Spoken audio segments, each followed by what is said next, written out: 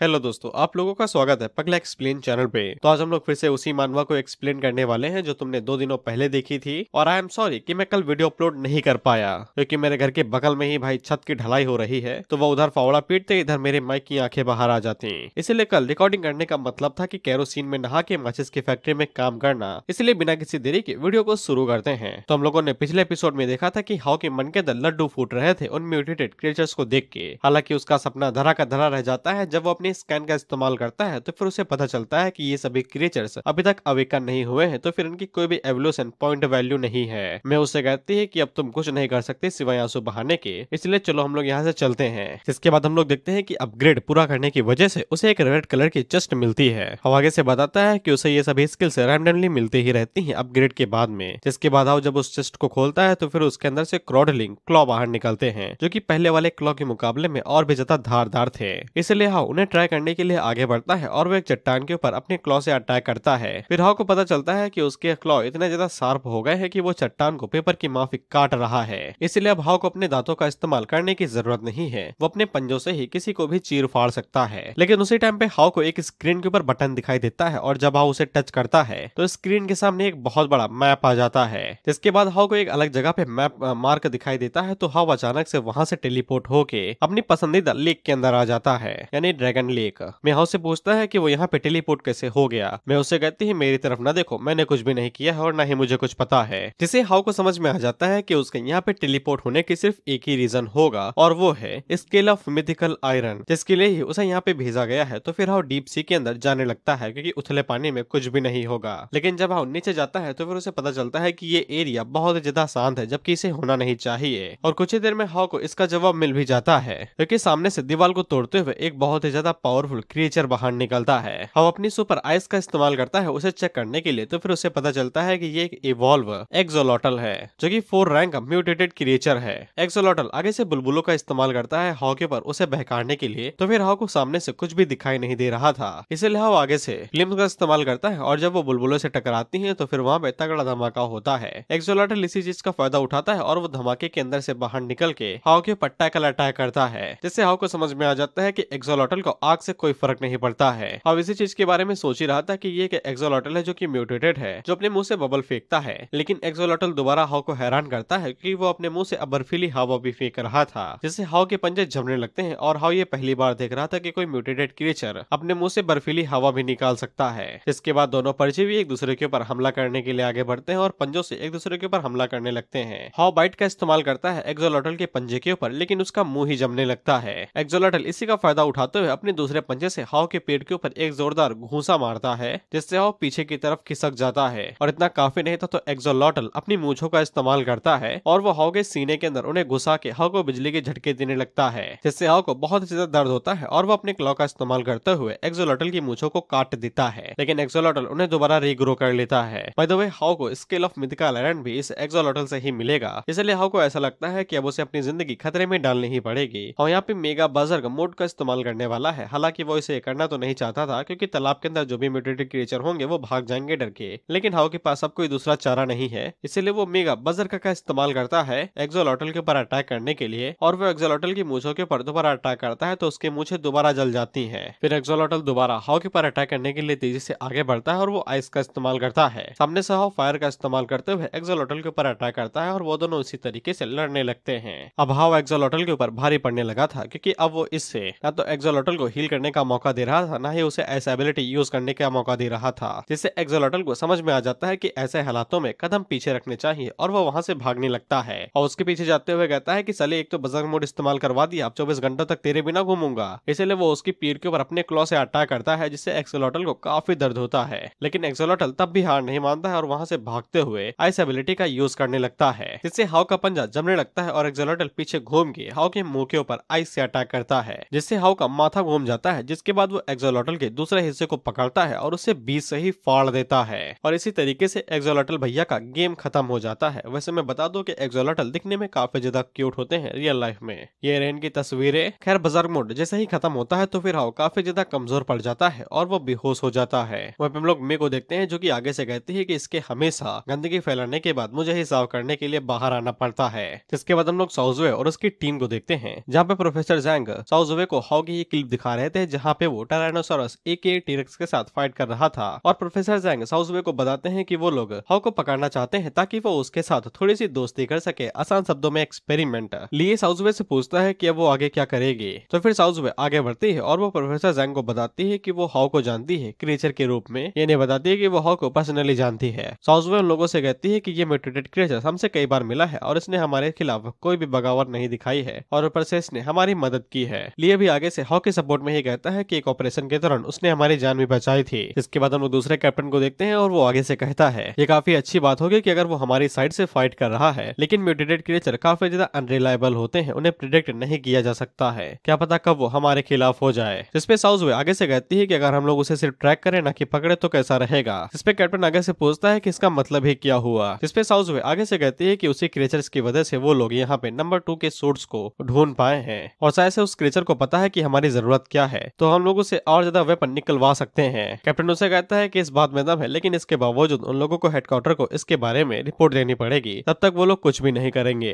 इसके बाद साउजवे वहां से चली जाती है ये कहते हुए कि वो कैप्टन लोग को चेक करने के लिए जा रही है और मन के अंदर सोचती है कि वो लिन हाउ के लिए इतना ही कर सकती है। खैर इसके बाद हम लोग हाउ को देखते हैं जो कि ताजा तरीन नींद लेके खड़ा हुआ था और ये अंगड़ाई ले ही रहा था कि उसी टाइम पे मैं इसके सामने आती है और इसके डार्क सर्कल हो गए थे और ये हाउ से कहती है कि तुम आराम से सो और मैं ओवर टाइम करो, देखो तुमने मेरे चेहरे की क्या हालत कर दी है। लेकिन हाउ उसको दूर करते हुए कहता है कि इससे मेरा कोई मतलब नहीं है, तुम सिस्टम हो ना, ये तुम्हारे काम का ही हिस्सा है। मैं उसे कहती है कि भाड़ में गया सब कुछ, तुम जो खाने वाले हो ये बहुत ही ज्यादा बुरी तरीके से गंद मार रहा है। लेकिन हाउ को कोई फर्क नहीं पड़ता था, सर्वाहारी जो है, इसीलिए वो एक्सोलॉटल को भी लपेट देता है। इसके खाने के बाद हाउ को उसे एक नई स्किल मिलती है। सिस्टम उसे बताता है कि स्केल ऑफ मिथिकल आयरन की वजह से उसके डिफेंस एबिलिटी काफी ज्यादा हाई कर दी गई है। इसके बाद हम लोग देखते हैं कि हाउ की बॉडी चमकने लगती है और उसकी बॉडी के ऊपर कई सारे स्किल्स आ जाते हैं जो कि उसकी डिफेंस एबिलिटी को बहुत ज्यादा बढ़ा देते हैं, जिनके बदले में उसके पास जो थ्रोन स्किल्स थे वो तो चले जाते हैं लेकिन उसका डिफेंस बढ़ जाता है। लेकिन सिस्टम उसे बताता है कि तुम उदास क्यों होते हो, हमारे पास नई स्कीम भी है, तुम थ्रोन स्किल्स को मर्ज भी कर सकते हो इस डिफेंस के साथ में। तो हाउ काफी ज्यादा खुश हो जाता है और वो परमिशन दे देता है। इसके बाद हम लोग देखते हैं कि हाउ के जो थ्रोन स्किल नीचे पड़े हुए थे वो उसकी बॉडी के साथ दोबारा मर्ज हो जाते हैं, जैसे हाउ के पास throne skills of mythical iron आ जाते हैं। अब उसका डिफेंस पहले से और भी ज्यादा बढ़ चुका था। हाउ को इसके साथ ही में एक स्पेशल इफेक्ट भी मिलता है, हाउ जो भी डैमेज लेगा उतना ही असर 1% का उसके एनिमी के ऊपर भी पड़ेगा। हाउ आगे से कहता है कि मैं डैमेज लूं 100 का और एनिमी को पड़े 1 का, ये कैसा हिसाब है। लेकिन वो बाद में कहता है कि चलो छोड़ो, कुछ भी हो, कुछ ना कुछ से तो कुछ ही बेहतर है। हालांकि उसी टाइम पे हाउ को पता चलता है कि जो पाउंड का वाटर लेवल है वो पहले से बढ़ गया है। इसके बाद हाउ की नजर उस डीप सी वाले छेद के ऊपर पड़ती है तो हाउ को पता चलता है कि एक्सोलॉटल के मरने के बाद उसी से ही पानी बाहर आ रहा है। इसलिए हाउ होल की तरफ बढ़ते हुए सोचता है कि यहाँ पे कुछ तो कोई हिडन ट्रेजर ही होगा।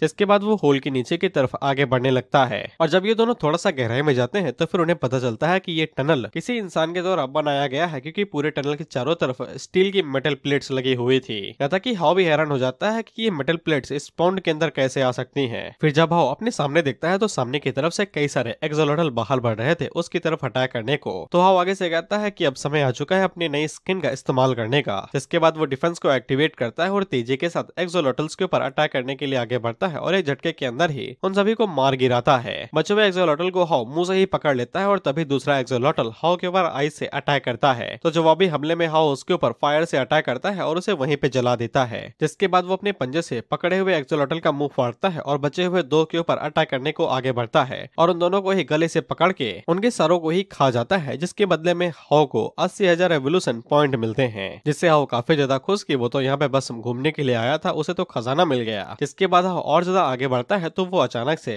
इतना आगे आ जाता है कि वो पूरी जगह ही चेंज हो जाती है। हाउ को ऐसा फील हो रहा था कि जैसे वो किसी फ्यूचर स्पेसशिप के अंदर आ गया है। उसी टाइम पे मैं हाउ से कहती है कि ये कोई जेल वेल तो नहीं है। जिसपे हाउ आगे से कहता है कि मुझे तो यही लगता है और वो मैं से कहता है कि अगर हम लोग यहाँ पे बंद हो चुके हैं तो फिर हमें बहुत ज्यादा सावधान रहने की जरूरत है। इसके बाद वो दोनों आगे बढ़ते हुए बात कर रहे थे कि उन्होंने सोचा भी नहीं था कि एक तालाब के नीचे इतनी बड़ी बिल्डिंग होगी, जिससे उन दोनों को समझ में आ जाता है कि ये कोई दूसरी रियून है। और उसी टाइम पे हाउ की नजर एक बहुत बड़े जाइंट स्केलेटन के ऊपर पड़ती है। हाउ आगे से कहता है कि जिस हिसाब से इसकी हड्डियां हैं क्रिएचर काफी ज्यादा बड़ा होगा। इसके बाद हाउ और ज्यादा आगे बढ़ता है तो फिर हम लोगों को ये कमाल की चीज दिखाई जाती है और मुझे भी नहीं पता कि ये क्या है, क्योंकि मैंने ज्यादा स्पेस मूवीज नहीं देखी है। हालांकि ये रियून बहुत ही ज्यादा बड़ी थी ड्रैगन माउंटेन के मुकाबले में। जिससे हाउ को एक सवाल का जवाब भी मिल जाता है कि कुछ टाइम पहले यहाँ पे 2 गार्ड्स आए थे और वो मेटल बॉल की मदद से यहाँ के किसी क्रिएचर को जगाने की कोशिश कर रहे होंगे। लेकिन सवाल यह है कि ईटी ने यहाँ यहाँ पे ईएल ऑर्गेनाइजेशन को ये वाला काम क्यों नहीं दिया? क्या उन लोगों को ईएल ऑर्गेनाइजेशन के ऊपर ज्यादा भरोसा नहीं है? खैर इसके बाद हाउ इसी तरीके से और ज्यादा आगे बढ़ता है तो फिर उसे और कमाल की चीजें दिखाई देती है। हाउ चलते चलते एक ऐसे चेम्बर के अंदर आ जाता है जहाँ पे कई सारे सिलेंडर्स के अंदर म्यूटेटेड क्रिएचर थे और वो एक्सोलॉटल भी यहीं से निकला होगा। तभी हाउ की नजर एक जाइंट फिल्म क्रोकोडाइल के ऊपर पड़ती है जिसकी पावर इस टाइम पे तो 0 थी और हाउ उसे देख के बस यही सोचता है कि अच्छा हुआ कि ये जागे नहीं है, नहीं तो ये मेरा कीमा बना के खा जाते। वहीं पे हाउ को ये भी दिखाई देता है कि 2 सिलेंडर टूटे हुए थे जिनमें से तो एक तो एक्सोलॉटल था लेकिन दूसरा अभी तक हाउ से टकराया नहीं था। मैं उसे कहती है कि तुम्हें टनल के अंदर एक बोन दिखाई दी थी ना, शायद एक्सोलॉटल्स ने मिलके उसे मार दिया हो, जिससे हाउ को ये भी पता चल जाता है कि एटी ऑर्गेनाइजेशन इसलिए एक साथ कई सारे म्यूटेटेड क्रिएचर्स को जिंदा नहीं करती है क्योंकि वो आपस में ही लड़ मर सकते हैं, इससे उनके कंपटीशन का मजा खराब हो जाएगा। खैर उसी टाइम पे हाउ की नजर एक गेट के ऊपर पड़ती है जिसके ऊपर लिखा हुआ था लेवल 1। हाउ उस गेट को छूते हुए मन के अंदर यही सोचता है कि पता नहीं अब इसके अंदर क्या क्या होगा। ड्रैगन माउंटेन के रियोन के अंदर तो ऐसा कोई भी दरवाजा नहीं था। मैं आगे से कहती है कि दिखने से तो ऐसा ही लगता है कि यहाँ की रियोन काफी ज्यादा खतरनाक है, जिसपे हाउ आगे से कहता है कि जिन लोगों ने भी ये रियोन बनाई होगी वो लोग यहाँ पे इंसानों से पहले भी रहे होंगे, पता नहीं वो किस टाइप के इंसान या फिर क्रिएचर होंगे। कहता कि वो जो ईटी गार्ड्स यहाँ पे आए थे वो सिर्फ नॉर्मल गार्ड से कोई पावरफुल बीइंग नहीं, ऐसा लगता है कि उनसे भी शक्तिशाली और समझदार कोई होगा।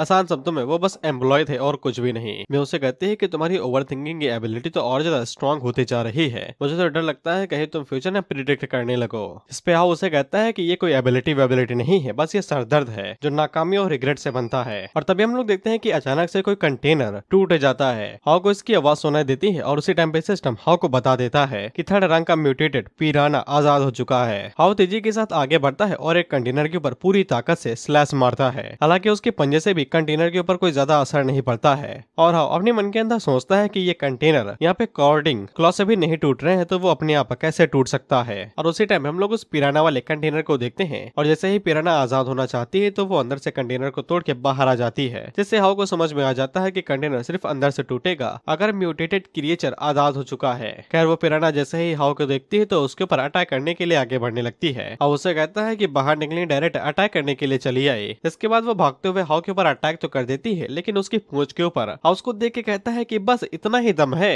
इसके बाद वो पूंछ से झटका मार के उसे दूर फेंक देता है, ये कहते हुए जाओ और जाके वहां पे खेलो। हालांकि वो पिराना 4-5 कंटेनर से टकराती है और ऐसे ही मारी जाती है। हाउ उसे उठा के कहता है कि बेचारों के अंदर जरा सा भी सब्र नहीं है, अब तुम्हें ऐसे तो छोड़ नहीं सकता हूँ। इसके बाद वो उसे खा ही जाता है, ये कहते हुए कि पेट में जाके आराम करो। सिस्टम हाउ को बताता है कि तुमने एक 3rd लेवल की म्यूटेटेड पिराना को खाया है, तुम्हें 70,000 एवोल्यूशन पॉइंट मिलते हैं। वह भी पिराना जिस कंटेनर से टकराई थी उसके ऊपर सीधा क्रैक पड़ने लगते हैं। हाउ आगे से कहता है कि इनके ऊपर तो क्रैक नहीं पड़ने चाहिए थे बाहर की तरफ से, मैंने बस पिराना को इनकी तरफ फेंक के ही तो मारा था। जिसमें मैं आगे से अंदाजा लगाते हुए कहती है कि यहाँ पे तुम्हारे क्लॉ का कोई लेना देना ही नहीं है और ना ही कंटेनर की हार्डनेस का है। क्या वो मेटल बॉल हो सकती है जो हम लोगों ने ड्रैगन माउंटेन के अंदर देखी थी, जिसकी मदद से वो वहाँ पे टीरेक्स को जगाने की कोशिश कर रहा था। जिसपे मैं आगे से कहती है कि नहीं, ऐसा लगता है कि ये तुम्हारी वजह से हो रहा है। हाउ आगे से कहता है कि मेरी वजह से क्या? तुम्हें लगता है कि मैं उन लोगों को जगा रहा हूँ क्योंकि उन्होंने मेरे प्रेजेंस को यहाँ पे सेंस कर लिया है? क्या वो मेरी ही जनजाति के हैं क्या? खैर अथाना में यहाँ पे कोई भी जवाब नहीं देता है कि ये सब हाउ की वजह से हो रहा है या नहीं। खैर हाउ को सबसे पहले यहाँ से बाहर निकलना था, इसलिए वो टेलीपोर्ट करके उथले पानी में आ जाता है।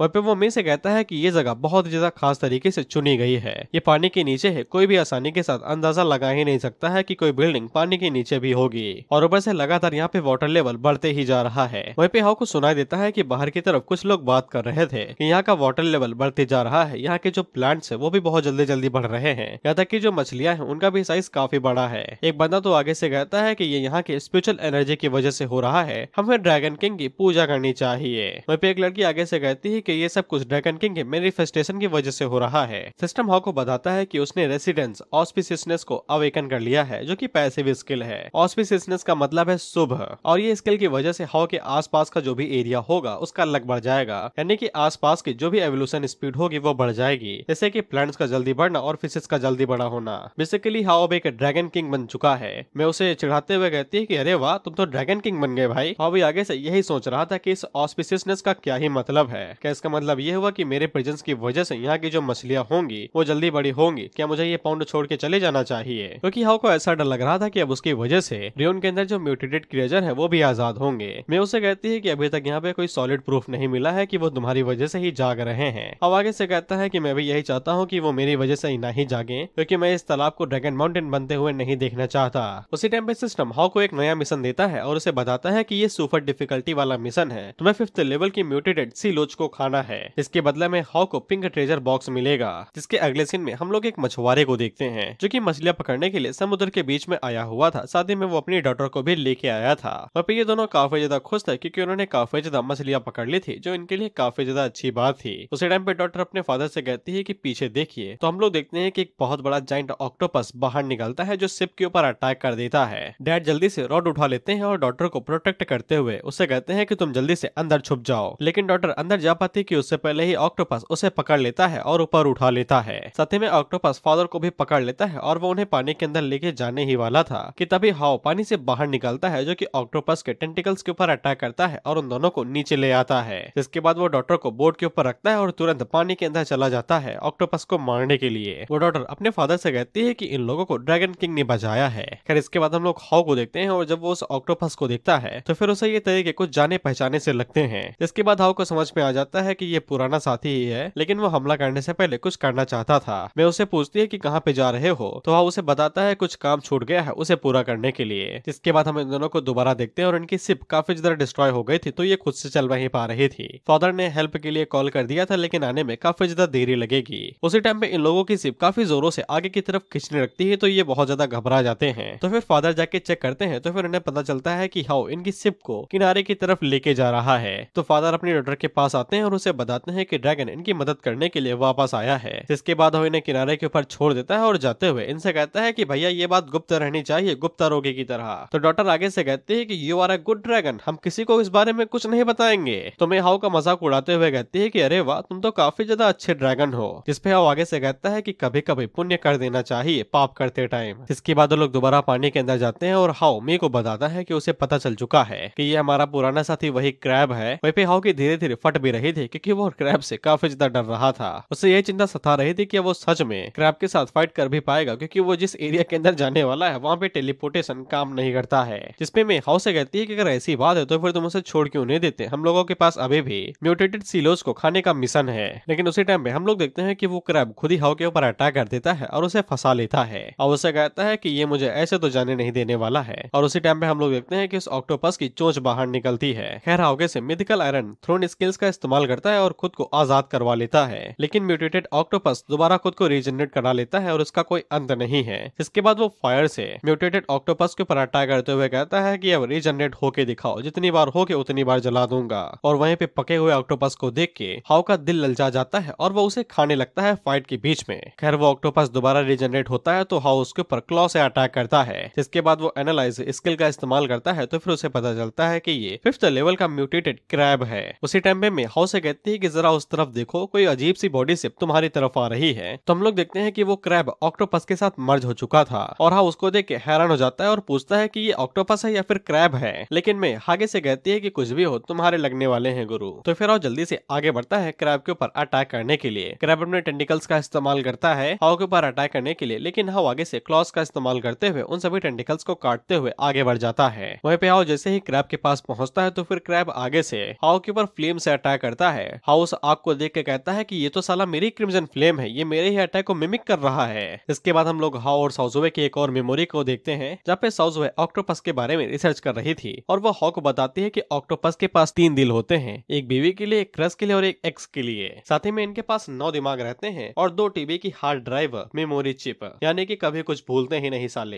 हाउ आगे से कहता है कि अगर ये इतना ही शक्तिशाली है तो फिर हम इसे पका के क्यों खाते हैं। तो साउज़ुए आगे से बताते हैं कि इतना ही नहीं, इनके सोचने समझने की शक्ति इंसान से बहुत ज्यादा होती है। साथ ही में ऑक्टोपस के जो टेंटिकल्स होते हैं इनके पास भी सब ब्रेन रहता है, यानी कि छोटा दिमाग, जो कि खुद अलग हो के एनिमी को ललचाने की कोशिश करता है, प्रेडेटर यानी कि शिकारी से बचने के लिए और शिकार को लुभाने के लिए। साथ ही में इनकी स्किन के ऊपर ऑप्शंस नाम का एक तत्व रहता है जिससे ये अंधेरे में भी देख सकते हैं। हाउ आगे से कहता है तो फिर इन्हें ऑक्टोपस क्यों कहते हैं, इन्हें एलियन घोषित कर दो फिर। जिसपे साउज़ुए आगे से बताती है कि ऐसा इसलिए क्योंकि ये जेनेटिकली लॉक्ड होते हैं, इनकी लाइफ काफी ज्यादा छोटी होती है और ऊपर से ये बेचारे अकेले ही रहते हैं क्योंकि फीमेल ऑक्टोपस मीट करने के बाद मेल ऑक्टोपस को खा ही जाती है। और इस चीज से बचने के लिए मेल ऑक्टोपस बहुत ज्यादा कड़ा कदम उठाते हैं, डिंग डोंग काटना। साउज़ुए हाउ को ये भी बताती है कि ये एबिलिटी सीखने के मामले में भी काफी ज्यादा स्ट्रॉन्ग रहते हैं, ये दूसरे जानवर्स के स्किल को भी कॉपी कर लेते हैं, हालांकि एक्सपीरियंस नहीं जाता है इनके पास। हाउ आगे से कहता है कि ऑक्टोपस बहुत ज्यादा डरावने होते हैं, चलो इन्हें पका के खाते हैं। हैं। वाह, खैर ये क्रैब यही चीज कर रहा था और वो हाउ के ऊपर उसकी क्रिम्सन फ्लेम से अटैक कर रहा था।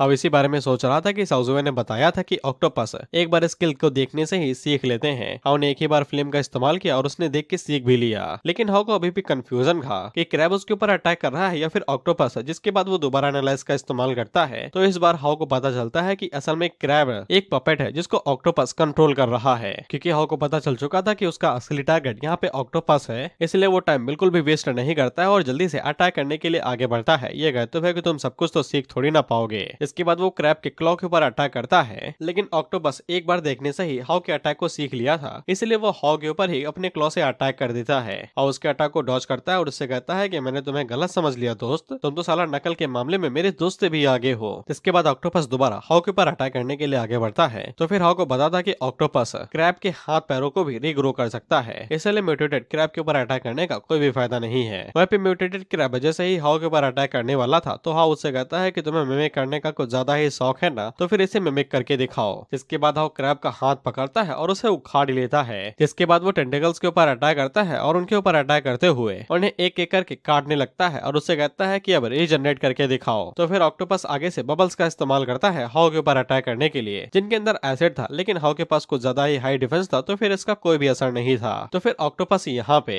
म्यूटेटेड क्रैब के हाथ को सेक्रीफाइस करता है और उसे मिसाइल की तरह हाउ की तरफ फेंक देता है। बाय द वे क्रैब अपने हाथ पैरों को ऐसे ही उखाड़ सकते हैं और उन्हें रीग्रो भी कर सकते हैं, सिर्फ क्रैब असल जिंदगी में। हाउ उस अटैक को जैसे ही डॉज करता है तो क्रैब उसके ऊपर क्रिम्सन फ्लेम से अटैक करता है, लेकिन हाउ के ऊपर उसकी आग का क्या ही असर होगा, इसलिए वो आसानी के साथ उस फ्लेम को चीरते हुए लगातार आगे बढ़ता है। और वो जैसे ही ऑक्टोपस के पास पहुंचता है तो वो जल्दी से ऑक्टोपस को टेंटिकल से पकड़ता है और उसे क्रैब से छुड़वा के दूर फेंक देता है। वहीं पे हाउ के पास अगर सुपर बजर करना होता तो वो इतनी आसानी के साथ ऑक्टोपस को उठा के दूर न फेंक पाता क्रैब की बॉडी के साथ अलग करके। वहीं पे जब हाउ उस क्रैब की बॉडी को देखता है तो फिर ऑक्टोपस ने एक पैरासाइट की तरह उसकी पूरी बॉडी को खोखला कर दिया था। फिर जब वो ऑक्टोपस की तरफ देखता है तो वो अपनी जान बचाते हुए वहां से भागने की कोशिश करने लगता है, मगर हाउ उसके पीछे जाता है और क्लॉ से अटैक करके उसके दो टुकड़े कर देता है। लेकिन वो ऑक्टोपस कॉकरोच की तरह था, मर ही नहीं रहा था। वहीं पे मैं बाहर निकलती है और वो हाउ से कहती है कि तुम्हें उसका पीछा नहीं करना चाहिए, तुम्हारी बजर एबिलिटी खत्म होने वाली है। तो फिर हाउ ऑक्टोपस का पीछा छोड़ता है और मी से कहता है कि अगर वो दूसरी बार सामने आया तो फिर पता नहीं अगली बार कौन सा मॉन्स्टर बन के आएगा। लेकिन मैं उसे कहती है कि चलो पीछे जाओ, पहले वो जो मारा है उसे खाओ, तुम उस एनिमी का पीछा नहीं कर सकते हो जितने तुम कमजोर हो अभी। जिसपे हाउ मी से कहता है तुम्हें क्या लगता है कि मैं उस ऑक्टोपस से दोबारा बच भी पाऊंगा जब हम दोबारा मिलेंगे। मैं उसे कहती है कि इतने ही नेगेटिव हो तो फिर ड्रैगन माउंटेन पे ही तुम्हें मर जाना चाहिए था। वेपन सिस्टम हाउ को बताता है कि उसने 5th लेवल के म्यूटेटेड क्रिम्सन क्रैब को मारा है तो फिर उसे रैंडम स्किल दी जाती है, जिससे हाउ काफी ज्यादा खुश हो जाता है और ख्याली पुलाव पकाते हुए कहता है कि उसे एक मशीन गन चाहिए। मैं उसे कहती है साधारण जिंदगी में वापस आ जाओ बालक और सच्चाई का सामना करो। फिर और रैंडम स्किल के बार के ऊपर क्लिक करता है तो सिस्टम उसे बताता है कि भगवान ने उसके ऊपर दया दिखाई है और उसको पिंक ग्रेड की स्किल दी है जो कि है बबलिंग। हाउ आगे से कहता है कि ये बबलिंग का क्या मतलब है, तो मैं उसे सिस्टम की तरफ इशारा करते हुए कहती है कि इधर देखो। तो फिर हम लोगों को बताता है कि बबलिंग एक पैसिव एबिलिटी है जिससे वो टारगेट की लैंग्वेज को समझ सकता है और उनसे धीरे धीरे करके बातें भी करना सीख सकता है और वो सभी टाइप के फॉर्म्स को भी सीख सकता है। हाउ आगे से कहता है कि चलो ये ऑक्टोपस की मिमिकिंग स्किल की तरह तो नहीं है, लेकिन फिर भी उसी की तरह कुछ मिलता जुलता है। वैसे भी चलो मैं इसके साथ में दूसरे लोगों की मॉन्स्टर लैंग्वेज को भी सीख सकता हूँ। जब अगली बार किसी ईटी मॉन्स्टर से टकराऊंगा तो फिर और ज्यादा आसानी होगी और मैं उनकी ईटी लैंग्वेज को भी सीख सकूंगा। जिसके बाद हाउ कहीं जाने लगता है तो मैं उसे पूछती है कि कहाँ जा रहे हो, तो हाउ आगे से बताता है कि वो ड्रैगन ग्रुप की लेबोरेटरी के अंदर जा रहा है। मैं हाउ से कहती है क्या तुम्हें चूहा बनने का कुछ ज्यादा ही शौक चढ़ाया है जो सीधा उन्हीं की लैब के अंदर जा रहे हो। जिसके बाद हम लोग ड्रैगन टीम की लेबोरेटरी को देखते हैं जहाँ पे प्रोफेसर जैंग साउज़ुए से कहते हैं क्या तुम अभी भी प्रैक्टिस कर रही हो। साउज़ुए आगे से बताती है कि वो अभी भी रिसर्च कर रही है, तो प्रोफेसर जैंग उसे कहते हैं कि तुम बेफालतू में ही मेहनत कर रही हो, तुम अभी भी जीटी वायरस को इंक्रीज करने का तरीका ढूंढ रही हो कल्टीवेशन से। कल्टीवेशन का मतलब यहाँ पे प्रैक्टिस है अभी के लिए, कोई स्पिरिचुअलिटी के साथ नहीं जुड़ा है कल्टीवेशन। साउज़ुए पीछे मुड़ के प्रोफेसर से कहती है कि अभी के लिए इस जीटी वायरस की एक्टिविटी की एबिलिटीज को इनहेंस करना है। हर कोई यहाँ पे एबिलिटीज को इंक्रीज करना चाहता है जिसके लिए उन लोगों को रिस्क लेना पड़ता है ज्यादा मात्रा में जीटी वायरस इंजेक्ट करने का। इसलिए अगर वो लोग यहाँ पे वायरस को किसी कल्टीवेशन के द्वारा इंक्रीज करने का तरीका ढूंढ लेते हैं तो फिर बहुत कम लोगों की मौतें जाएंगी और साउज़ुए उस तरीके को ढूंढ के ही रहेगी। प्रोफेसर वहां से जाते हुए कहता है कि तुम्हें जो मन में आए वो करो, बस अपनी सेहत का ध्यान रखना। जिसके बाद प्रोफेसर वहां से चला जाता है। जिसके बाद बाद हम लोग हाउ को देखते हैं और गेस करो कि मे का आइडिया क्या होगा। हाउ में से कहता है तुम्हें क्या लगता है कि ये आइडिया तुम्हें क्यों आया, इसकी क्या वजह हो सकती है और क्या यही सबसे बेस्ट आइडिया है जो तुमने मन के अंदर सोचा। इन कपड़ों में मैं बार डांसर लग रहा हूँ, ऐसा लगता है कि लौंडे अभी मेरे ऊपर पैसे लुटाएंगे और मैं उनके पैसे लेके उनके ऊपर पुच्चियां फेंकता फिरूंगा। ये छोटे कपड़े पहना के क्या साबित करना चाहती हो तुम? एक नंबर का ठरकी लग रहा हूँ मैं। लेकिन मैं उसे चिपकते हुए लार और खून सब कुछ बहाते हुए कहती है कि ये छोटे बिल्कुल भी नहीं है, बिल्कुल परफेक्ट हैं। हाउ में से कहता है थोड़ा नीचे छुओ फिर देखो क्या होता है, नॉटी और आके। खैर इसके बाद हाउ अपनी मजबूरी को समझते हुए आगे बढ़ने लगता है और वो मे से पूछता है कि आसपास कोई ड्रैगन टीम का मेंबर है क्या। मैं आगे से कहती है कि यहाँ की सिग्नल बहुत ज्यादा खराब है, मैं किसी को भी कुछ सेंस नहीं कर पा रही हूँ। हाउ उसे कहता है मुझे पता है तुम काम के टाइम पे ही सबसे ज्यादा यूजलेस होती हो। उसी टाइम पे हाउ किसी की नजर में आ जाता है और वो हाउ से रुकने को कहता है। हमें पता चलता है कि ये और कोई नहीं साउज़ुए ही है और वो हाउ की तरफ गन पॉइंट करके कहती है कि तुम कौन हो। मुझे अच्छे से याद है कि हमारे यहाँ पे ऐसा कोई भी क्लीनर नहीं है जिसके 6 पैक एब्स हैं, सबके पास फैमिली पैक ही है। मैं हाउ से बताती है कि ये तो तुम्हारी प्यारी गर्लफ्रेंड है, पीछे मुड़ के देखो। वहीं पे साउज़ुए हाउ से कहती है कि अपनी गन नीचे रख दो और जमीन पे लेट जाओ। लेकिन हाउ पीछे मुड़ के साउज़ुए से कहता है कि ये मैं हूँ। तो साउज़ुए जैसे ही लिन को देखती है तो इसकी आंखों में खून आ जाते हैं, सॉरी आंखों में आंसू आ जाते हैं। कितना सच्चा प्यार है, मेरे निप्पल से आंसू बह रहे हैं। उसी टाइम वहाँ पे बाकी लोग आने लगते हैं जो कि साउज़ुए को ढूंढने के लिए आ रहे थे। उन्हें चिंता हो रही है। साउज़ुए उन लोगों से कहती है कि शिट, मैंने वहाँ पे पुलिस बुलाने के लिए लोगों से कह दिया था। तो फिर साउज़ुए हाउ को लेके एक कमरे के अंदर चली जाती है। वहीं पे ये लोग कट्टा बारूद लेके बाहर आते हैं, ये कहते हुए कि हमें चोर को ढूंढना पड़ेगा। जिसके बाद ये एक एक करके कमरे को चेक करने लगते हैं और ये लोग सबसे पहले उसी कमरे के अंदर घुसते हैं जहाँ पे ये दोनों छुपे हुए थे। वहीं पे ये तीनों एक साथ चपके हुए और जब वो आगे बढ़ने लगता है तो सबसे ज्यादा तो मे डरती है। हाउ उससे कहता है तुम्हारी क्यों फट रही है, वो तो तुम्हें देख भी नहीं सकता। और हम लोग हाउ को देखते हैं और बालों की वजह से इसे छींक आने वाली थी और अगर छींक आई तो फिर ये सब पकड़े जाएंगे और ठरकी कहलाएंगे। इसलिए साउज़ुए आगे बढ़ती है और वो हाउ को डायरेक्ट किसी ही कर लेती है। वहाँ पे ये लोग आगे से कहते हैं कि चलो यहाँ से, यहाँ पे कुछ भी नहीं है, दूसरी जगह पे सर्च करते हैं। इसके पास साउज़ुए पीछे उठती है और वो हाउ से कहती है कि तुम्हारे साथ क्या हुआ है, तुम यहाँ पे क्यों आए हो। हाउ उससे कहता है कि ये काफी ज्यादा लंबी कहानी है, मैं तो यहाँ पे सिर्फ इट से मिलने के लिए आया था जिसको तुम लोगों ने पकड़ा है। इसके बाद वो अपने हालातों के बारे में बताने ही वाला था कि उसी टाइम पे उसे झटके लगते हैं और मैं उसे बताती है कि तुम्हारी ह्यूमन फॉर्म जाने ही वाली है 5 मिनट के अंदर। तो हाउ में से कहता है कि तुमने ये पहले क्यों नहीं कहा। साउज़ुए उससे पूछती है कि तुम किससे बात कर रहे हो भाई। जिसपे हाउ साउज़ुए से कहता है कि तुम मेरी बात याद रखना, चाहे जो भी हो जाए, चाहे मैं किसी भी चीज में बदल जाऊं, मैं तुम्हें कभी भी चोट नहीं पहुंचाऊंगा और ना ही अपने उसूलों के खिलाफ जाऊंगा। जिसके बाद वो साउज़ुए को किस करता हो। जैसे ही मोमेंटम बनने वाला था तो वो साउज़ुए की गुद्दी के ऊपर मार के उसे बेहोश कर देता है। वहीं पे मैं हाउ से पूछती है कि तुमने इसे सच क्यों नहीं बताया। तो हाउ आगे से बताता है कि जितना मैं स्पेशल हूँ ना, ये ड्रैगन टीम वाले मुझे चीर फाड़ देंगे और साउज़ुए कुछ भी नहीं कर पाएगी।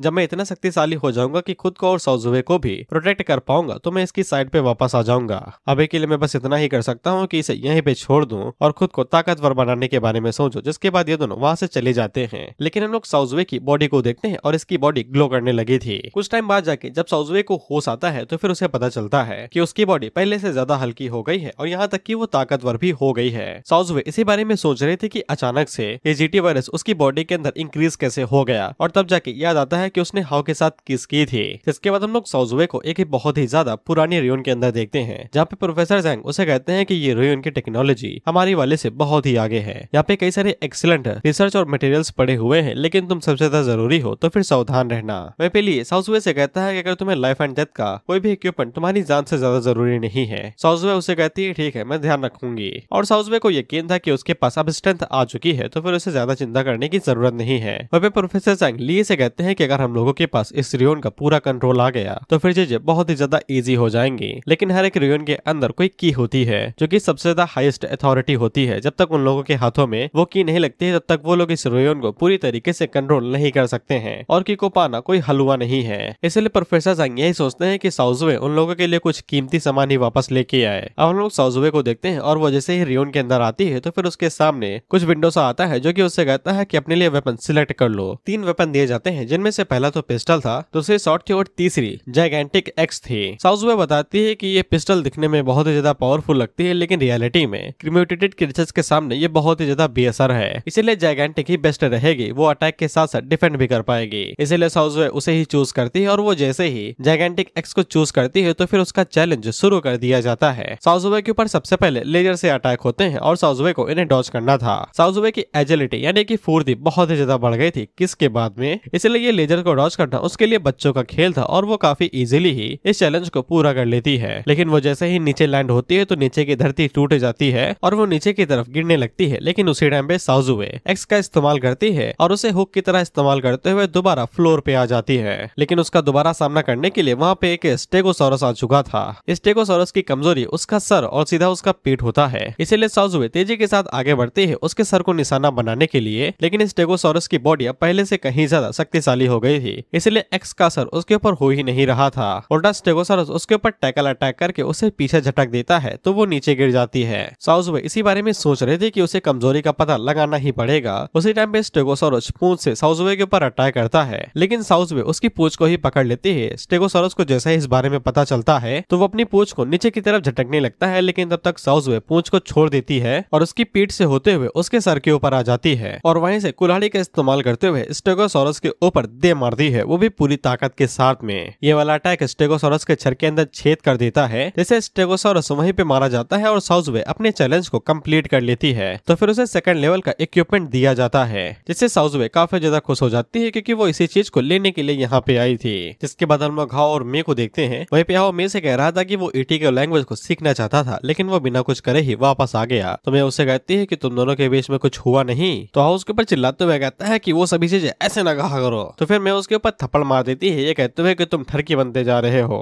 वहीं पे हाओ उसे कहता है कि तुम बस एक सिस्टम हो सिस्टम, और वो मन के अंदर सोचता है कि ये लगातार इंसानों की तरह क्यों बनी जा रही है। उसी टाइम हम लोग हाओ के बगल में देखते हैं तो एक प्लांट मछली को पकड़ लेता है, जिसे मछली भी हैरान कि साला प्लांट मुझे पकड़ रहे हैं। जिसके बाद हाओ की नजर जब उस तरफ पड़ती है तो वो कहता है कि ये तो सुपर जायगेंटिक म्यूटेटेड सी क्लम्स हैं। वो सी क्लम्स हाओ के ऊपर अटैक करने की कोशिश करती हैं, तो हाओ आगे से सुपर फायर स्किल्स का इस्तेमाल करता है, जिससे वो सी क्लम्स के जो टेंटिकल थे वो जल जाते हैं। वहीं पे हाओ को कुछ बहुत ही ज्यादा मजेदार लग रही थी, तो फिर हाओ उनके ऊपर अटैक करता है और उन्हें जला के उन्हें खाने लगता है। सिस्टम हाओ को बताता है कि ये लेवल 2 के म्यूटेटेड सी क्लम्स हैं और हाओ को 20,000 एवोल्यूशन पॉइंट मिलते हैं इन सी क्लम्स को खाने को। तो हाओ काफी ज्यादा खुश हो जाता है। जिसके बाद वो लगातार इन सी क्लम्स के ऊपर अटैक करते रहता है और उन्हें खाते रहता है, ये कहते हुए कि आ जाओ, जितने ज्यादा आओगे उतना ज्यादा मेरा म्यूटेशन पॉइंट बढ़ेगा। जिसके बाद वो इसी तरीके से इन सभी सी क्लम्स को खाते हुए लगातार आगे बढ़ ही रहा था। उसी टाइम में हम लोग देखते हैं कि वहाँ पे कुछ ज्यादा ही बड़ा सी क्लम्प आ जाता है, जो कि हाओ के ऊपर अपने टेंटिकल से अटैक करता है। सिस्टम हाओ को बताता है कि ये सी क्लम्प 5th लेवल का है, जिसकी कॉम्बैक्ट पावर ओवरऑल 1675 है। सी क्लम्प अपने टेंटिकल का इस्तेमाल करते हुए हाओ को जगाड़ने की कोशिश करता है, तो हाओ आगे से दोबारा क्रिम्सन फ्लेम का इस्तेमाल करता है, लेकिन इससे भी सी क्लम्प को कुछ भी नहीं हुआ था।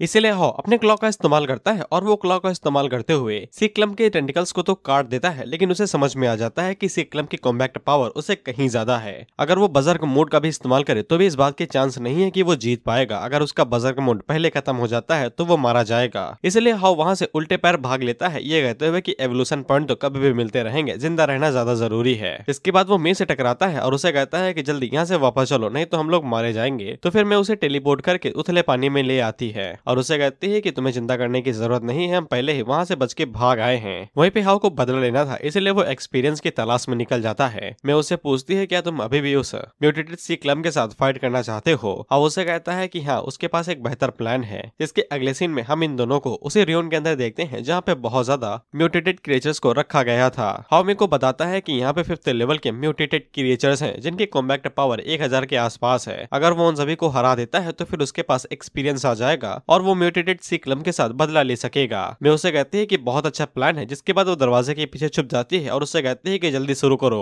अब उससे कहता है कि इसका क्या मतलब है, तुम मुझे दंगल में अकेले दे रहे हो और बाहर खुद से मौज ले रही हो। खैर इसके बाद हाओ एक कंटेनर के पास जाता है और उसके ऊपर पंच मार के उसे तोड़ देता है, ये सोचते हुए कि उसके पास सुपर नाइट कॉम्बैक्ट का बफ है, जिसके साथ उसके कॉम्बैक्ट पावर 150 से ऊपर चली जाती है। लेकिन हाओ की किस्मत कुछ ज्यादा ही फक्ड अप थी, इसलिए जब वो एक कंटेनर के ऊपर पंच मारता है तो इकट्ठे 5 फूट जाते हैं, जिनमें से पहला अटैक ब्लू ऑक्टोपस करता है हाओ के ऊपर अपने टेंटिकल्स के साथ में। हाओ उसके अटैक को डॉज करता है तो उसके ऊपर म्यूटेटेड पिराना अटैक कर देती है। हाओ उसे बिल्कुल भी सीरियस नहीं लेता है और उसके ऊपर एक जोरदार पंच मार के उसकी मुंडी फोड़ देता है, साथ ही में पिराना मारी जाती है। जिसके बाद हाओ के ऊपर एक म्यूटेटेड ईल अटैक करती है, जो हाओ को पहले तो जकड़ने की कोशिश करती है और जकड़ने के बाद उसके सर के ऊपर हमला करने की कोशिश करती है। लेकिन हाओ क्रिम्सन फ्लेम का इस्तेमाल करते हुए पहले उसकी बॉडी को जलाता है और बाद में पंच मार के उसकी भी मुंडी तोड़ देता है, जिसके के साथ म्यूटेटेड ईल भी मारी जाती है। जिसके के साथ हाओ यहाँ पे तीनों म्यूटेटेड क्रीचर्स को मार देता है, जो कि 3rd लेवल पे थे, और उन्हें मारने के बाद दावत पे लग जाता है और उनकी बॉडी को कंज्यूम कर लेता है। हाओ कुछ हो ही रहा था कि तभी उसे पीछे से आवाज आती है और जब वो पीछे मुड़ के देखता है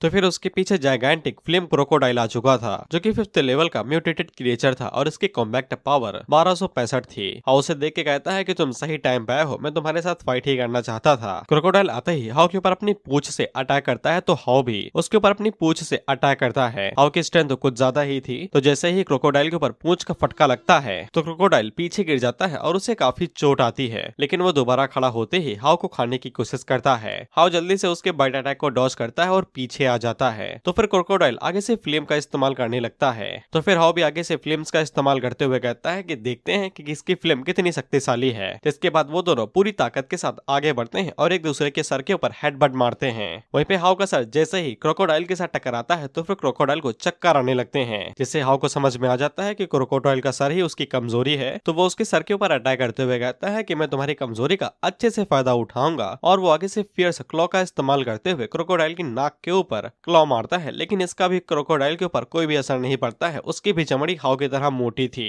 हाउ दोबारा अटैक करते हुए कहता है कि एक बार में नहीं हुआ तो फिर दूसरे में होगा, दूसरे में नहीं हुआ तीसरे में, लगातार करूंगा जब तक कुछ असर नहीं होता है। जिसके बाद हाउ गोल गोल घूमते हुए अपने क्रॉसिव यानी कि दोनों क्लॉ का इस्तेमाल करने को आगे बढ़ता है, लेकिन क्रोकोडाइल अपने पंजे से हाउ को ही पकड़ लेता है। तो फिर हाउ वहां से भागने की कोशिश करने लगता है, लेकिन क्रोकोडाइल तब तक उसे पंजे में पकड़ चुका था। तो हाउ कहता है कि अगर हाथों से काम नहीं चला तो फिर मुंह से चलेगा। जिसके बाद वो क्रोकोडाइल के हाथों के ऊपर बाइट अटैक करता है, लेकिन क्रोकोडाइल उसे उठा के दूर फेंक देता है। इसके बाद क्रोकोडाइल हाउ को खाने की कोशिश करने लगता है, तो हाउ आगे से कांटोदार स्किल्स का इस्तेमाल करता है बाइट अटैक को रोकने के लिए, जिससे क्रोकोडाइल का मुंह घायल हो जाता है। फिर जब हाउ को लगता है कि सही टाइम आ गया है बजर्क मोड इस्तेमाल करने का, तो वो बजर्क मोड को एक्टिवेट कर देता है और क्रोकोडाइल की तरफ आगे बढ़ के उसके पेट के ऊपर बाइट अटैक करता है। तो क्रोकोडाइल आगे से अपनी फ्लेम्स का यूज करता है, लेकिन हाउ के ऊपर उन फ्लेम्स का कोई भी असर नहीं होता है और हाउ क्रोकोडाइल के पेट के ऊपर लगातार क्लॉ अटैक करने लगता है। और जब क्रोकोडाइल के पेट के ऊपर हल्का फुल्का छेद हो जाता है तो फिर हाउ अपने दोनों हाथों को उसके पेट के अंदर घुसा देता है और उसे कहता है तुम्हारी किस्मत मेरे हाथों ही मरने से लिखी थी।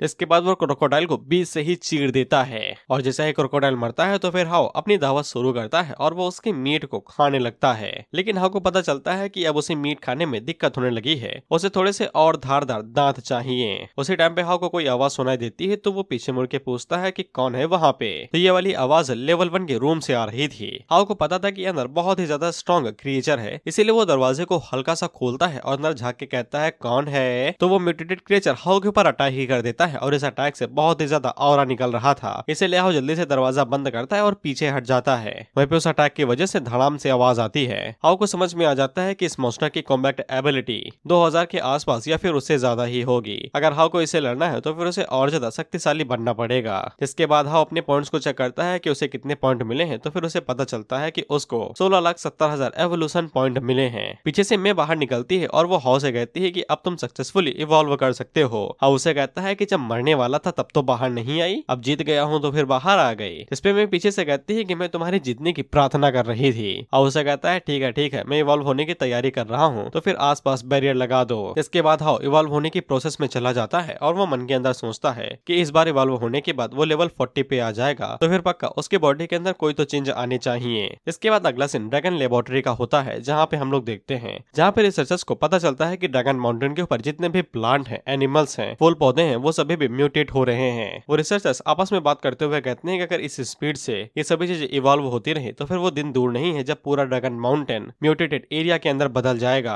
लेकिन इन रिसर्चर्स को अभी तक पूरी तरीके से कोई भी जानकारी नहीं मिली थी कि ये सभी इतनी जल्दी इवॉल्व कैसे हो रहे हैं। लेकिन जीटी वायरस तो मछलियों के अंदर होता है जो पानी के पेड़ पौधों को म्यूटेट करता है, इसलिए इन लोगों को इन सभी चीजों के पीछे ईटी का हाथ लग रहा था। उसी टाइम पे प्रोफेसर जैंग वहाँ पे आते हैं और वो उन लोगों से कहते हैं कि ओरिजिन पावर काफी ज्यादा घनी है जितना वो लोग सोचते हैं। तो रिसर्चर उनसे पूछते हैं कि ये ओरिजिन पावर क्या है। साउज़वे उन लोगों को बताती है कि ओरिजिन पावर दूसरे शब्दों में स्पेशल एनर्जी है जो कि यूनिवर्स की गहराई से निकली है। उन लोगों की बॉडी जीटी वायरस को एक्सेप्ट करती है और एवोल्यूशन के बाद में ओरिजिन पावर ही वो एनर्जी है जो उन लोगों को स्पेशल पावर देती है। जितनी ज्यादा हाई ओरिजिन पावर होगी उतनी ज्यादा बेहतर इन लोगों की एबिलिटी होगी। प्रोफेसर जैंग उन लोगों से कहते हैं कि वो लोग इसीलिए ओरिजिन पावर के ऊपर रिसर्च कर रहे हैं ताकि वो सोल्जर्स को सिखा सके कि कैसे एनर्जी को एब्जॉर्ब करना है, जिससे वो लोग और भी ज्यादा अपनी बॉडी को इनहैंस कर सकें। लेकिन अभी के जितने भी रिसर्च के रिजल्ट आए हैं वो सभी बिल्कुल ही बेकार हैं। इसलिए सिर्फ कोई ऐसी जगह जहाँ पे ओरिजिन पावर कुछ ज्यादा ही हाई है और सोल्जर उसे एब्जॉर्ब करे तो ही वो लेवल अप कर पाएंगे। जिससे साउज़वे को कुछ मीठे पल याद आने लगते हैं और वो उन्हीं में ही खो जाती है। उसी टाइम पे वहाँ पे नया वाला कैप्टन आता है जो कि उन लोगों को बताता है कि हेडक्वार्टर को ऐसा लगता है कि ओरिजिन पावर जो ड्रैगन माउंटेन के अंदर इंक्रीज हो रही है उसके पीछे इस जानवर का हाथ है। साउज़वे अपने मन के अंदर सोचती है कि लिन हाओ यहाँ पे अब डिस्कवर होने वाला है। नया वाला कैप्टन आगे से कहता है कि इसने सी लोचेस और टीरेक्स को खाया है। यहाँ तक कि ईएल ऑर्गेनाइजेशन के 2 मेंबर्स भी इसी के हाथों घायल हुए थे। यहाँ तक कि हेडक्वार्टर के एक्सपर्ट्स को ये भी पता चला है कि इस म्यूटेटेड क्रिएचर ने ड्रैगन पाउंड का इस्तेमाल करते हुए कई सारे म्यूटेटेड क्रिएचर्स को डिस्ट्रॉय किया है और ओरिजिन पावर का इंक्रीज करना इसके अपीयरेंस के बदलने से बिल्कुल मैच करता है। इसलिए ये इन सभी चीजों के अंदर पूरी तरीके से संबंधित है। एक रिसर्चर आगे से कहता है कि इसका मतलब ये हुआ कि ये हमारी मदद कर रहा है। कैप्टन आगे से कहता है कि बेशक ये हमारी मदद कर रहा है, इसने जानबूझ के 2 ईएल ऑर्गेनाइजेशन के मेंबर्स को जिंदा छोड़ा था। एक रिसर्चर आगे से कहता है कि इसके पास ह्यूमन लाइक इंटेलिजेंस हो सकती है। इस पे कैप्टन आगे से कहता है कि उसे पक्का यकीन तो नहीं है क्योंकि ये म्यूटेटेड क्रिएचर किसी पावरफुल सिविलियन द्वारा कंट्रोल भी किया जा सकता है। जिस पे ये वाला रिसर्चर आगे से कहता है कि हम जब इसे एक बार पकड़ लेंगे और इसके ऊपर रिसर्च करेंगे तो हमें सब कुछ पता चल जाएगा। साउज़वे उन लोगों को मना करती है रिसर्च करने से, तो वो लोग उसकी तरफ हैरानी से देखते हैं। तो साउज़वे उन लोगों से कहती है कि उसे तरीका पता चल चुका है कि ओरिजिन पावर को कैसे कल्टीवेट करना है, लेकिन उसे अभी भी बहुत ज्यादा रिसर्च की जरूरत है ताकि वो सही से इन सभी चीजों को टेस्ट कर सके। प्रोफेसर जंग उसे कहते हैं कि यह काफी अच्छा तरीका है कि तुमने यहाँ पे कल्टीवेट करने का तरीका ढूंढ लिया है। साउज़वे उन लोगों से कहती है कि इस क्रिएचर की वजह से ड्रैगन माउंटेन की ओरिजिन पावर इंक्रीज हुई है, इसलिए मुझे लगता है कि हमें उस पाउंड को सील करके इसे पकड़ लेना चाहिए और हम लोग अपने तरीकों से उसकी मदद से टेस्ट करेंगे ओरिजिन पावर को इंक्रीज करने के तरीके के बारे में। इसके लिए प्रोफेसर जंग आगे से मान जाते हैं, ये कहते हुए कि ईएल ऑर्गेनाइजेशन एलियन क्रिएचर्स के साथ काम कर रही है। यहाँ पे कई सारे म्यूटेटेड क्रिएचर्स को जगाने के लिए हमें अपने सोल्जर्स की ताकत को बढ़ाना ही पड़ेगा ताकि वो फ्यूचर में और भी ज्यादा खतरनाक जानवरों से भिड़ सके। इससे साउज़वे को चैन की सांस आती है कि लिन हाओ अभी के लिए सेफ है और उसे कोई अच्छा तरीका ढूंढना पड़ेगा लिन हाओ के सीक्रेट और ओरिजिन पावर के कल्टीवेशन सीक्रेट के बारे में पता लगाने का। उसी टाइम पे एक रिसर्चर आगे से बताता है कि ग्लोबल रैंकिंग यहाँ पे अपडेट हो रही है। ग्लोबल रैंकिंग के अंदर सभी कंट्रीज अपने अपने म्यूटेटेड क्रिएचर्स की रैंकिंग बताते हैं कि कौन कितना शक्तिशाली है। साउज़वे उन लोगों से कहती है कि जरा दिखाओ भाई कौन कितना ज्यादा खतरनाक है इतनी समय। सबसे पहले वहाँ पे आता है डार्क ऑक्टोपस, जिसका डेंजर रेटिंग SS था, जो कि इतने समय डीप सी के अंदर है और अभी के लिए सो रहा है और इसकी लंबाई 100 मीटर है, जो कि पहली बार 1999 में देखा गया था बरमूडा ट्रायंगल के आसपास। ग्लोबल मिलिट्री फोर्स ने इसे मारने की कोशिश की, लेकिन सारी की सारी मिलिट्री एक पल के अंदर ही वैनिश हो गई। दूसरे नंबर पे है गोल्डन फ्लेम डीमन बर्ड, जिसकी डेंजर रेटिंग SS है। पंखों की लंबाई मिला के ये पूरा 120 मीटर का है और इसकी बॉडी का टेम्परेचर 2000 डिग्री सेल्सियस है, जो कि एक झटके के अंदर ही सोलर एनर्जी को इंक्रीज कर सकती है और बॉडी को झुलसा सकती है। इसे पहली बार 2023 में लिंटियान सिटी के अंदर देखा गया था। साउज़वे आगे से कहती है कि ये तो अभी हाल ही में ही दिखाई दिया था, ऐसा लगता है कि टॉप क्रिएचर्स के अंदर ज्यादा चेंजेस नहीं आए हैं। इसके बाद वो लोग नंबर 100 पे आते हैं, जो कि हमारा हाउ था,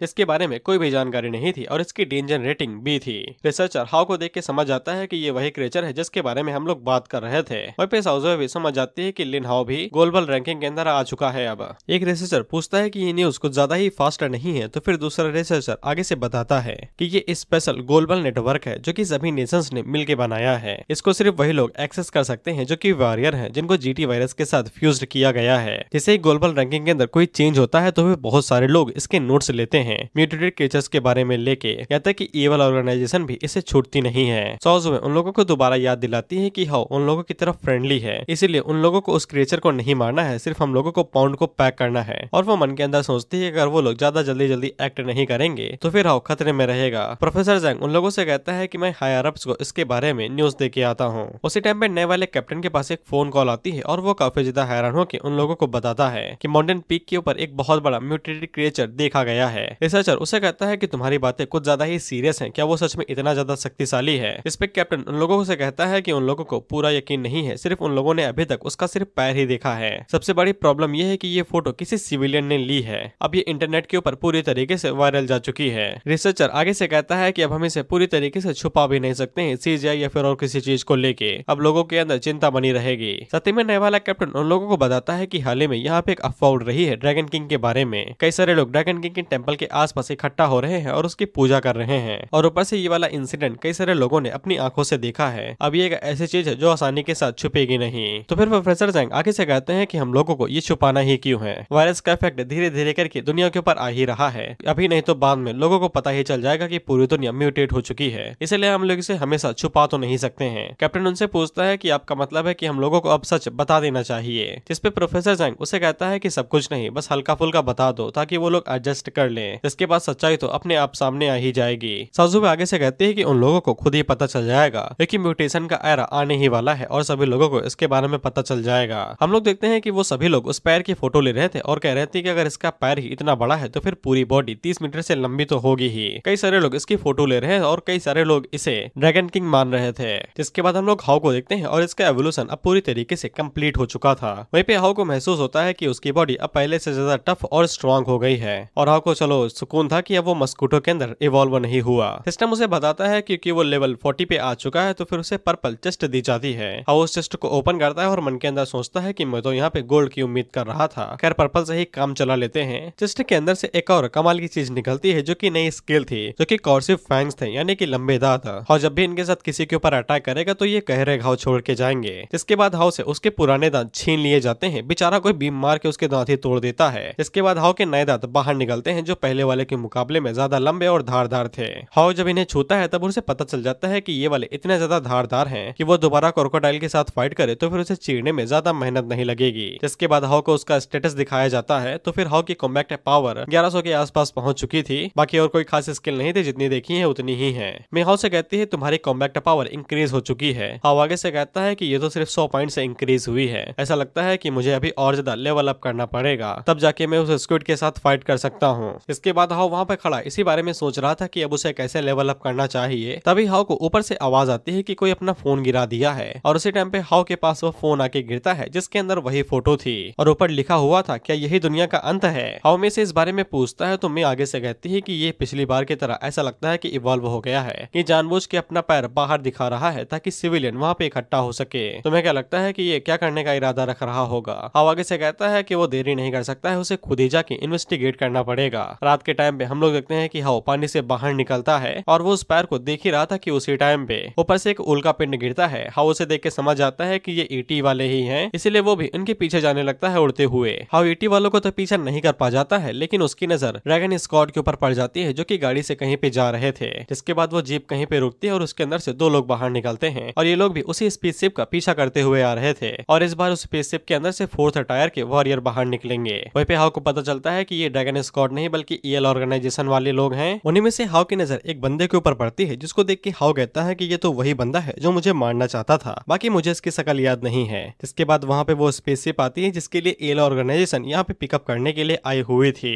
हाउ भी उस स्पेसशिप को देखता है तो ये स्पेसशिप बहुत ज्यादा बड़ी थी। वहाँ पे वो बंदा जिसके बारे में हाउ ने हमें बताया था वो दूसरे वाले बंदे से कहता है कि तुम यहीं पे रुकोगे, मैं जाके उसके साथ बात करूंगा। जिसके बाद वो स्पेसशिप जैसे ही लैंड होती है और उसके अंदर से ईटी ऑर्गेनाइजेशन का बंदा बाहर निकलता है तो वो वाला बंदा उसे कहता है कि आपका स्वागत है यहाँ पे, मुझको ईएल ऑर्गेनाइजेशन ने भेजा है आपको पिकअप करने के लिए। ईटी मॉन्स्टर उसे पूछता है क्या तुम्हें वो पीछे छूटी हुई सिटी मिली यानी कि रूइन सिटी। जिस पे ये वाला बंदा कहता है कि हाँ हमें वो मिल गई है और वो ले ली काफी ज्यादा कमाल का है। साथ ही में हमें यहाँ पे एक म्यूटेटेड क्रिएचर मिला है जो कि हाल ही में देखा गया है, वही टांग वाला। वहीं पे हाउ को इस बार पूरी तरीके से कंफर्म हो जाता है कि ईएल ऑर्गेनाइजेशन ईटी ऑर्गेनाइजेशन के साथ मिलकर म्यूटेटेड क्रिएचर्स को जिंदा कर रही है और वो लोग सच में अर्थ को एलियंस के लिए एक हंटिंग ग्राउंड बनाना चाहते हैं। ईटी मॉन्स्टर उसे कहता है कि मैं ये स्पेसशिप उड़ाने वाला हूँ, मुझे बताओ कि वो एलियन मॉन्स्टर कहाँ पे है और वो रियोन कहाँ पे है। और वो बंदा अपने मन के अंदर कहता है कि उड़ा दीजिए और वो मन के अंदर सोचता है कि ये स्पेसशिप के लिए काफी बुरी बात है, हमारे हाथों लग जाती तो हमारी चांदी हो जाती। और ये स्पेसशिप डिस्ट्रॉय नहीं होने देना चाहता था, इसलिए वो जल्दी से बाहर निकलता है और ईटी मॉन्स्टर के ऊपर अटैक कर देता है। लेकिन ईटी मॉन्स्टर उसके अटैक को आसानी के साथ डॉज करता है और पलट जवाब में उसके ऊपर आइस क्रिस्टल से अटैक करता है। लेकिन हाउ की चमड़ी बिल्कुल मोटी थी तो उसके ऊपर आइस क्रिस्टल का ज्यादा कुछ असर नहीं होता है। तो फिर ईटी मॉन्स्टर अपने पास से लाइट सेबर बाहर निकालता है यानी कि स्वॉर्ड को और वो हाउ के ऊपर अटैक करता है। लेकिन हाउ उसके अटैक को डॉज करता है और उसके ऊपर पूंछ मार के उसे पीछे फेंक देता है। वहीं पे ईएल ऑर्गेनाइजेशन वाले जैसे ही हाउ को देखते हैं तो वो काफी ज्यादा डर जाते हैं। वहीं पे ईटी मॉन्स्टर को पता चलता है कि हाउ की कॉम्बैट पावर 1245 के ऊपर की है। हाउ दोबारा ईटी मॉन्स्टर के ऊपर अटैक करने को आगे बढ़ता है तो ईटी मॉन्स्टर उसके अटैक को डॉज करता है और हाउ के ऊपर काउंटर अटैक करते हुए कहता है खुद को ज्यादा हाईली मत समझो। तो फिर हाउ उसके ऊपर क्रिम्सन फ्लेम से अटैक करता है। लेकिन ईटी मॉन्स्टर के ऊपर हाउ की फ्लेम्स का कुछ भी असर नहीं होता है और वो हाउ के सर के ऊपर धड़ाम से अपनी शॉट दे मारता है। लेकिन हाउ का सर लोहे का बना हुआ था इसलिए शॉट उसके सर से टकराती है लेकिन हाउ को कुछ भी नहीं होता है, जिससे तो वो ईटी मॉन्स्टर भी हैरान होता है और तुरंत पीछे खिसक लेता है, यही सोचते हुए कि इसकी आउटर स्किन इतनी ज्यादा हार्ड कैसे हो सकती है, मेरा लाइट सेबर भी इसके अंदर छेद नहीं कर पाया। हाउ आगे से हंसते हुए कहता है कि इस अटैक से मेरी बुद्धि खुल गई, शुक्रिया। तो फिर ईटी मॉन्स्टर हाउ के ऊपर अटैक करते हुए कहता है कि इस बार तुम नहीं बच पाओगे। जिसके बाद वो अपनी सूट की पूरी पावर को अनलॉक करता है और तेजी के साथ हाउ के ऊपर अटैक करने की कोशिश करता है। हाउ भी स्पीड और पावर में बढ़ती हुई ताकत को देख के समझ आता है कि रेज मोड इस्तेमाल करने का टाइम आ चुका है, इसीलिए वो बजर्ग मोड का इस्तेमाल करता है और उसकी पावर से तो ईटी मॉन्स्टर भी हैरान हो जाता है कि ये क्या चीज है। जिसके बाद हाउ अपनी पूंछ का इस्तेमाल करते हुए ईटी मॉन्स्टर के ऊपर दोबारा फटका मारता है, लेकिन ईटी मॉन्स्टर इस बाली से झेल लेता है और हाउ के ऊपर दोबारा शॉट से अटैक करने की कोशिश करता है। तो फिर हाउ पलट जवाब में क्रॉसेसिव क्लॉक्स का इस्तेमाल करता है और ईटी मॉन्स्टर के ऊपर अटैक करके उसे नीचे गिरा देता है। जिसके बाद हाउ उसी के ऊपर चढ़ जाता है और उससे पूछता है कि बताओ भाई यहाँ पे क्या करने के लिए आए थे कि मोगली की तरह घूम रहे थे।